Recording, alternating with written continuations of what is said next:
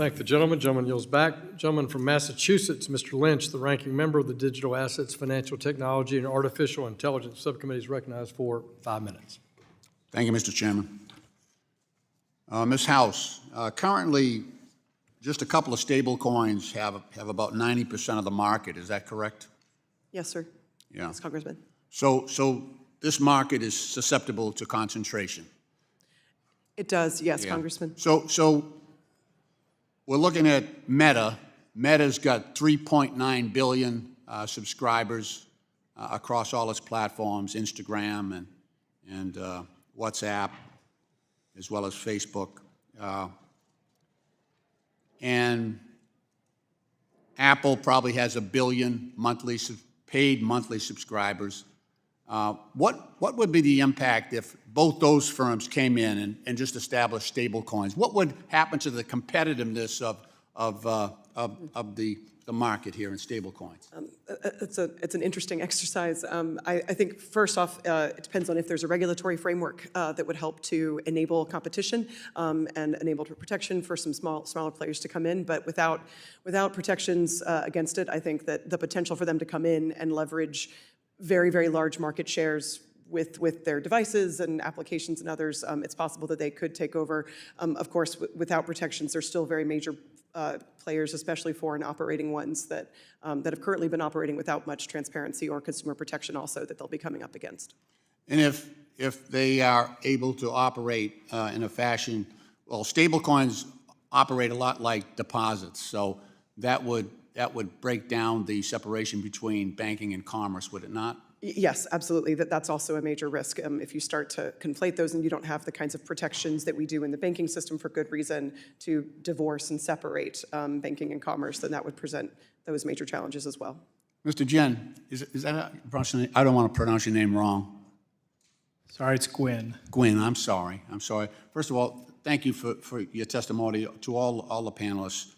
You mentioned a couple of times that stablecoins should be as safe and as secure as FDIC-insured deposits. But in the past several years, you know, I sit up here and I see the collapses. So we've had at least 20 stablecoins just collapse. We've had every single major stablecoin in the world depeg from the dollar. So we've watched as the Federal Reserve, FDIC, had to go in and rescue Silicon Valley Bank. I mean, did that not happen? It certainly did, and I think Yeah, okay, I just, because this is the first time any of you have said that happened. Look, the idea of scientific method is when you try something and it doesn't work and it blows up and it causes people damage, you adjust and you develop improvements. But we keep doing the same thing over and over with stable coins. They keep blowing up. And now we want to, my time, now we want to just expand that. We just want, and it just seems like it's inviting a disaster. I guarantee you, I read the Genius Act, over in the Senate. You know, I'm a little wary about anything called genius coming out of the United States Senate, but there were so many problems with that, and I'm hopeful that my colleagues, on Mr. Hill and others, will amend that vigorously because it had huge problems. But you know, the other piece of this is stable coins, especially if they offer interest. Do you support stable coins that offer interest, that are actual deposits? Are you asking me that question? Yeah. I think if they yes had or no, it's pretty clear. No, I think it's interest-bearing yes. stable coins. I think it's yes if they have appropriate calibrated capital. That's what I was fearful of. So instead of traditional bank, here's the difference. Stable coins, you know, it's going to take deposits, and it's going to use those deposits as reserves, right? That's how this thing is going to work. A normal bank, and it's going to have to hold those for protection.